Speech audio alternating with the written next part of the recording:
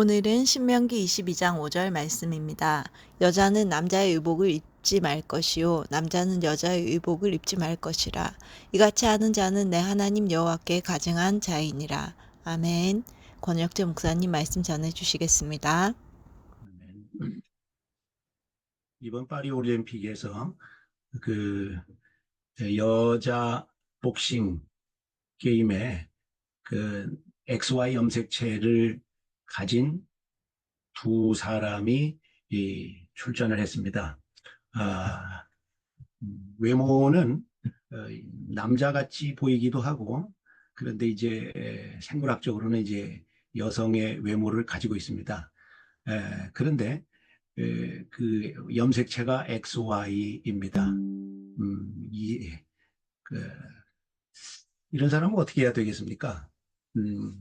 의학적으로 뭐 이런 사람들을 간성이라고 이름 붙이기도 하는데, 그 간성이라는 그 명칭은 그 좋은 명칭이 아닙니다. 간성이라는 거는 그 동성애를 옹호하는 사람들 입장에서 쓰는 용어입니다. 남성도 있고 여성도 있고 그 사이에 많은 성들이 또 있다. 그래서 그걸 통칭해서 간성 이렇게 말을 합니다. 그런데 이 두 명의 그 복서들은 그러면 도대체 뭘까요? 이거는 간성이 아니고 의학적으로 성분화가 이상을 일으킨 겁니다. 성분화에 있어서 장애를 입은 것이죠. 말하자면 장애인입니다. 성이 정상적으로 분화되지 아니하고 이상적으로 장애적으로 분화된 것입니다. 근데 이 사람들은 완전한 XY 염색체를 가진 사람들이기 때문에 이런 사람들에게야말로 외과적인 수술이 필요하겠죠. 심리 치료도 필요하고 호르몬 치료도 필요하고 그렇겠죠. 이 사람들은 뭐 기질이나 그 염색체나 뭐 이런 힘이나 이런 것들이 전부 다 완전한 남성입니다. 그런데 생식기만 여성을 가지고 태어난 거죠. 이런 사람들은 장애입니다. 장애인데 이제 이 장애를 후천적으로 고칠 수 있으면은 고쳐야 되는 거죠. 심리 치료를 하든 또는 외과 수술을 하든 그렇게 해야 됩니다. 하나님은 남성과 여성만 창조하셨습니다.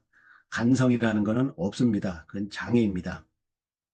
그래서 본문에 여자는 완전히 여자로 살아야 되고 남자는 완전히 남자로만 살아야 됩니다. 이것이 하나님이 원래 창조하신 선한 상태입니다. 하나님이 기뻐하시는, 좋아하시는 상태입니다. 하나님이 온전하다고 생각하시는 그러한 상태입니다. 그 가운데 중간을 시도하는 것은 악입니다. 우리가 지금 지난 시간과 오늘 이 그 율법에 대해서 생각을 하고 있는데 이런 오절 같은 것이 선을 권면하는 율법의 기능이죠. 하나님이 원하시는 기뻐하고 온전하다고 하시는 선이 무엇이냐? 선의 개념은 하나님이 기뻐하고 온전하다고 생각하시는 것, 그게 선이죠. 예. 이 여성과 남성에 있어서는 이게 중간 상태가 없는 것입니다. 나머지는 다 이상이고 나머지는 치료를 받아야 될 것입니다. 이게 복장도착인데 옛날에는 이랬죠. 요즘같이 이제 외과 수술이 발달된 그런 시절에는 이제 뭐 수술을 해가지고 트랜스젠더가 되기도 하죠. 이런 모든 것은 하나님이 원하시는 선이 아닙니다. 여성은 분명하게 여성의 일을 하고 남성은 분명하게 남성의 일을 하고 그렇게 살아가는 것이 하나님이 원하시는 선입니다. 율법에는 세 기능이 있는데 첫 번째가 선을 권면하는 이 기능입니다. 이걸 반대로 말하면 악을 제어하는, 경계하는 기능이죠. 두 번째 기능은 정죄하는 기능입니다. 하나님의 선을 파괴했을 때 그것에 대해서 정죄하는 기능이 율법에 있습니다. 세 번째 기능은 복음 기능입니다. 율법 전체는 복음을 담고 있습니다.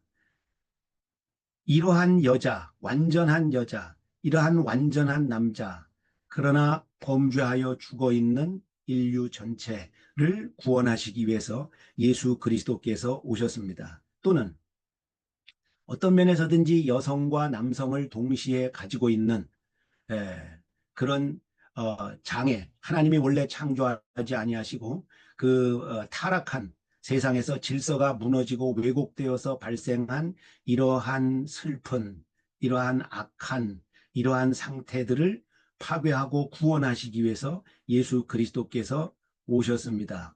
이것이 5절에서 발견할 수 있는 율법의 복음 기능입니다. 율법의 법철학은 사랑이라고 했습니다.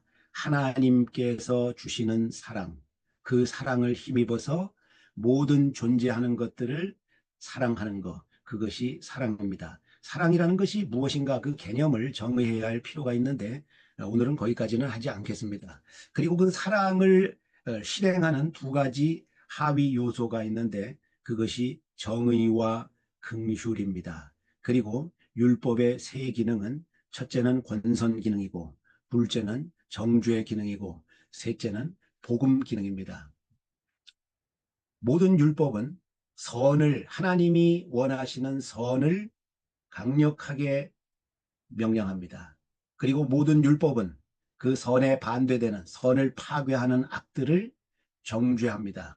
그리고 모든 율법은 예수 그리스도를 통해서 구원하시는 복음의 기능을 가지고 있습니다. 율법이라 그러면 우리가 흔히 10개의 계명을 생각하죠. 10개의 계명은 율법 전체를 최대한으로 압축했을 때 그것을 더 압축하면 이제 사랑이라고 신약에서 말씀하죠. 최대한으로 압축했을 때 10개의 계명으로 말을 합니다. 그것을 확장하면 613개가 되는 것이고 그것을 확장하면 창세기부터 신명기까지 오경 전체가 되는 겁니다. 오경 전체가 율법입니다. 선을 권면하고 악을 정죄하고 예수 그리스도의 복음을 선포하는 이 복음 기능이 있습니다. 창세기 1장 1절 태초에 하나님이 천지를 창조하시니라. 예, 예수 그리스도가 들어있죠. 태초에 하나님이 천지를 창조하시니라. 하나님은 영원에 계신 분인데 예수 그리스도는 영원에 계신 하나님이신데 영원에 계신 하나님이 태초라는 시간과 공간의 세계 속으로 들어오십니다. 예, 창세기 1장 1절부터 복음이 선포됩니다. 신명기 34장 9에서 11절까지 마지막 부분에서 모세와 같은 선지자를 대망하고 있습니다. 모세는 예수 그리스도의 예표이고 그리고 먼 훗날 예수 그리스도께서 실제로 오십니다. 하나님이 사람으로 오십니다. 그분을 가리켜서 모세와 같은 선지자라고 말했습니다. 창세기 1장 1절부터 신명기 34장 11절까지 전부가 복음을 담고 있습니다. 그래서 율법의 세 기능, 권선의 기능, 그리고 정죄의 기능, 복음의 기능이 창세기 1장 1절부터 신명기 34장 마지막 절까지 충만하게 담겨 있습니다. 우리가 율법의 법 철학을 지난 시간과 오늘 함께 생각을 했습니다. 그래서 우리가 창세기부터 신명기 전체를 이런 세 가지 기능으로 봐야 됩니다. 그리고 정의와 긍휼이라는 그런 측면으로 읽어야 됩니다. 그리고 전체가 우리를 향한 하나님의 뜨거운 사랑이라는 그러한 개념으로 읽고 해석해야 됩니다. 기도하겠습니다.